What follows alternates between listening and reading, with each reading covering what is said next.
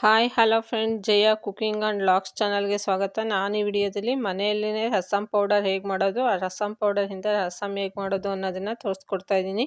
Video ನೋಡೋದಕ್ಕಿಂತ ಮುಂಚೆ ಯಾರೇನು ನಮ್ಮ ಚಾನಲ್ಗೆ ಸಬ್ಸ್ಕ್ರೈಬ್ ಆಗಿಲ್ವೋ ಪ್ಲೀಸ್ ಸಬ್ಸ್ಕ್ರೈಬ್ ಆಗಿ, ಹಾಗೆ ವಿಡಿಯೋನ ಸ್ಕಿಪ್ ಮಾಡದೆ ಪೂರ್ತಿಯಾಗಿ ನೋಡಿ. ಹಾಗಾದರೆ ಬನ್ನಿ, ರಸಂ ಪುಡಿ ಮತ್ತು ರಸಂ ಹೇಗೆ ಮಾಡೋದು, ಏನೇನು ಪದಾರ್ಥಗಳು ಬೇಕು ಒಂದು ಸಲ ನೋಡ್ಕೊಂಡು ಬರೋಣ. ನಾನಿಲ್ಲಿ ಮೊದಲನೇದಾಗಿ ಒಂದು 15ರಿಂದ 20ರಷ್ಟು ಒಣಮೆಣ್ಸಿನ್ಕಾಯಿನ ತೊಗೊಂಡಿದ್ದೀನಿ. ಒಂದು ನಿಂಬೆಹಣ್ಣು ಗಾತ್ರದಷ್ಟು ಹುಣಸೆಹಣ್ಣು, ಒಂದು 3ರಿಂದ 4 ಕಡ್ಡಿಯಷ್ಟು ಕರಿಬೇವು, ಹಸಿ ಕರಿಬೇವು ತೊಗೊಂಡಿದ್ದೀನಿ. 1 ಟೀ ಸ್ಪೂನಷ್ಟು ಅರಿಶಿನ ಪುಡಿ, ಒಂದು 1/4 ಟೀ ಸ್ಪೂನಷ್ಟು ಇಂಗುನ ತೊಗೊಂಡಿದ್ದೀನಿ.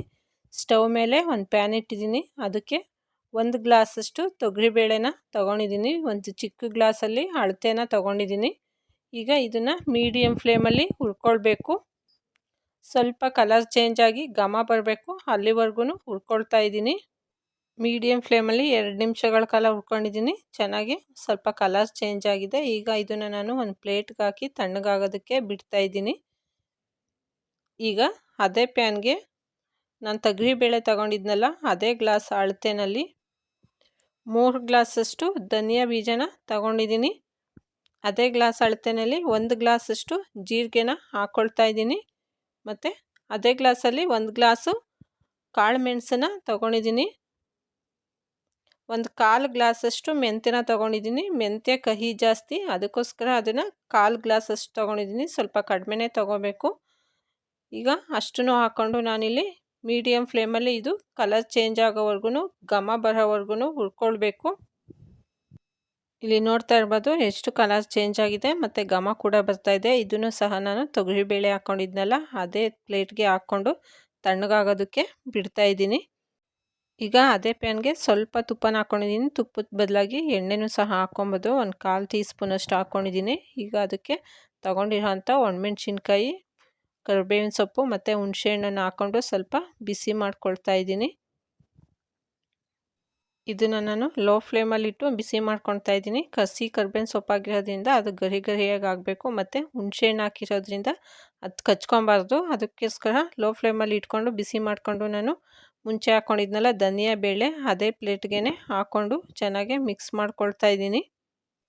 ಮಿಕ್ಸ್ ಮಾಡ್ಕೊಂಡ್ಮೇಲೆ ಒಂದು 10 ನಿಮಿಷ ತಣ್ಣಗಾಗೋದಕ್ಕೆ ಬಿಡ್ತಾ ಇದ್ದೀನಿ.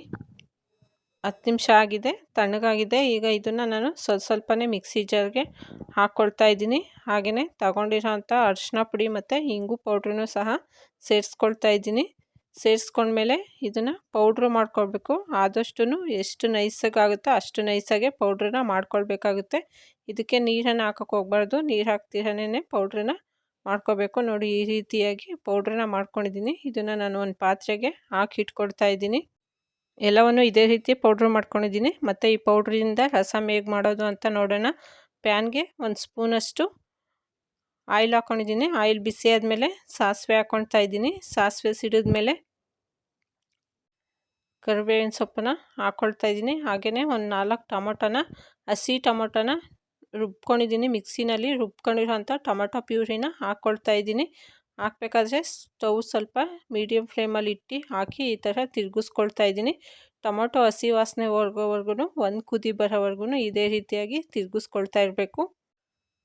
ಟೊಮೊಟೊ ಪ್ಯೂರಿ ಒಂದು ಕುದಿ ಬಂದಿದೆ. ಈಗ ನಾವು ಮಾಡಿಟ್ಕೊಂಡಿರೋಂಥ ರಸಂ ಪೌಡ್ರಲ್ಲಿ 1 ಟೇಬಲ್ ಸ್ಪೂನಷ್ಟು ರಸಂ ಪೌಡ್ರನ್ನ ಹಾಕಿ ಚೆನ್ನಾಗಿ ಮಿಕ್ಸ್ ಮಾಡ್ಕೊಳ್ಬೇಕು. ಪೌಡ್ರನ್ನ ಮಿಕ್ಸ್ ಮಾಡ್ಕೊಂಡ್ಮೇಲೆ ಅದನ್ನು ಸಹ ಒಂದು ಕುದಿ ಬರೋವರೆಗೂ ಬಿಟ್ಟು ಆಮೇಲೆ ನಮಗೆ ಬೇಕಾದಷ್ಟು ನೀರನ್ನು ಸೇರಿಸ್ಕೊಳ್ತಾ ಇದ್ದೀನಿ. ಅಳತೆನ ನಾನು 1 ಗ್ಲಾಸಲ್ಲಿ ದೊಡ್ಡ ಗ್ಲಾಸಷ್ಟು ನೀರನ್ನು ಸೇರಿಸ್ಕೊಂಡಿದ್ದೀನಿ. ನಮಗೆ ಎಷ್ಟು ಅವಶ್ಯಕತೆ ಇರುತ್ತೋ ಅಷ್ಟು ನೀರನ್ನು ಸೇರಿಸ್ಕೊಂಡು ಈಗ ರುಚಿಗೆ ತಕ್ಕಷ್ಟು ಉಪ್ಪನ್ನು ಹಾಕ್ಕೊಳ್ತಾ ಇದ್ದೀನಿ. ಉಪ್ಪು ಸೇರಿಸ್ಕೊಂಡ್ಮೇಲೆ ಚೆನ್ನಾಗಿ ಕುದಿಯೋದಕ್ಕೆ ಬಿಟ್ಟು ಆಮೇಲೆ ಕೊತ್ತಂಬರಿ ಸೊಪ್ಪನ್ನು ಚಿಕ್ಕ ಚಿಕ್ಕದಾಗೆ ಕಟ್ ಮಾಡಿ ಹಾಕಿದ್ರೆ ರಸಮ್ ರೆಡಿಯಾಗುತ್ತೆ. ಬಿಸಿ ಅನ್ನದ ಜೊತೆಗೆ ಕಾಂಬಿನೇಷನ್ನು ತುಂಬ ಚೆನ್ನಾಗಿರುತ್ತೆ. ಒಂದು ಸಲ ಟ್ರೈ ಮಾಡಿ ನೋಡಿ. ಮನೇಲಿ ಈ ರೆಸಿಪಿ ಹೇಗೆ ಬಂದಿತ್ತು ಅಂತ ಕಮೆಂಟ್ಸ್ ಮೂಲಕ ತಿಳಿಸಿ. ವಿಡಿಯೋ ನಿಮ್ಗೆ ಇಷ್ಟ ಆಗಿದರೆ ಲೈಕ್ ಮಾಡಿ, ಶೇರ್ ಮಾಡಿ. ಹಾಗೆ ನಮ್ಮ ಚಾನಲ್ನ ಸಬ್ಸ್ಕ್ರೈಬ್ ಮಾಡ್ಕೊಳ್ಳಿ. ನಮ್ಮ ಚಾನಲ್ ಸಬ್ಸ್ಕ್ರೈಬರ್ ಒಬ್ಬರು ರಸಂ ಪೌಡರ್ ಕೇಳಿದ್ರು, ಅದಕ್ಕೆ ಮಾಡಿ ತೋರಿಸಿದ್ದೀನಿ. ವಿಡಿಯೋ ನಿಮ್ಗೆ ಇಷ್ಟ ಆಗುತ್ತೆ ಅಂತ ಅಂದ್ಕೊಂಡಿದ್ದೀನಿ. ಈ ದಿನದ ಯೂಸ್ಫುಲ್ ಟಿಪ್ಸ್: ಹಲ್ಲುನೋವೇನಾದರೂ ಇದ್ದರೆ ಕರಿ ಕಾಳು ಮೆಣಸು ಪುಡಿನ ಒಸಡಿಗೆ ಹಚ್ಚಿ 5 ನಿಮಿಷ ಬಿಟ್ಟು ಬಾಯನ್ನು ಮುಕ್ಕಳಿಸೋದ್ರಿಂದ ಹಲ್ಲುನೋವು ಕಡಿಮೆ ಆಗುತ್ತೆ. ವಿಡಿಯೋ ನೋಡಿದ್ದಕ್ಕಾಗಿ ಧನ್ಯವಾದಗಳು.